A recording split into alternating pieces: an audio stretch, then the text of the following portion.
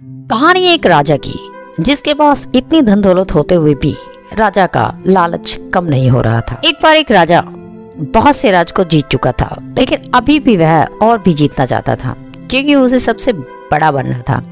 एक दिन राजा अपने राज्य में घूम रहा था तो एक भिखारी नजर आया। भिखारी को देखते ही राजा ने थोड़ा सा दान उसे दे दिया। राजा ने उसे दान में एक सिक्का दिया।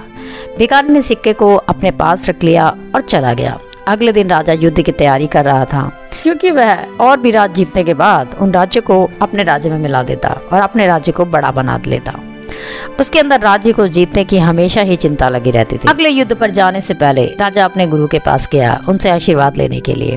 राजा गुरु के पास गया और कहने लगा, हमें आशीर्वाद दीजिए ताकि हम यह युद्ध जीत जाएं। गुरु जी ने जब यह बात सुनी तो वह सोच में पड़ गए, क्योंकि राजा उनकी बात बिल्कुल भी मानने को तैयार नहीं था। वह हर बार एक नए राज्य को जीतने की कोशिश करता। तभी वहां पर खड़ा एक भिखारी राजा के पास आया और एक सिक्का राजा के हाथ में रख दिया। यह देखकर राजा को बहुत गुस्सा आया, क्योंकि एक भिखारी ने उन्हें एक भीख दी थी, जबकि राजा को यह सब पसंद नहीं है। राजा ने भिखारी से कहा, तुम्हें इसकी सजा मिलेगी, तुमने यह बहुत गलत किया है। पास में खड़े गुरुजी ने कहा, तुम्हें ऐसा नहीं करना चाहिए। भिखारी तो हमें यह सीख दे रहा है कि तुम्हें और ज़रूरत है, इसलिए वह अपना सिक्का भी तुम्हें ही दे रहा है, क्योंकि तुम लालच में हमेशा युद्ध के लिए तैयार रहते हो, जबकि तुम्हें ऐसा नहीं करना चाहिए। तुम्हें अपने सारे काम दूसरों की भलाई के लिए करने चाहिए।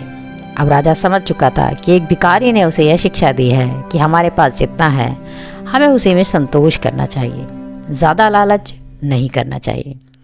उस दिन के बाद राजा ने युद्ध करना छोड़ दिया, दूसरों की भलाई के लिए काम करना शुरू कर दिया। इससे हमें शिक्षा मिलती है कि हमारे पास जो है हम उसी में संतोष करना चाहिए। तो दोस्तों, अगर कहानी अच्छी लगती हो तो चैनल को सब्सक्राइब, वीडियो को लाइक और शेयर करना ना भूलें।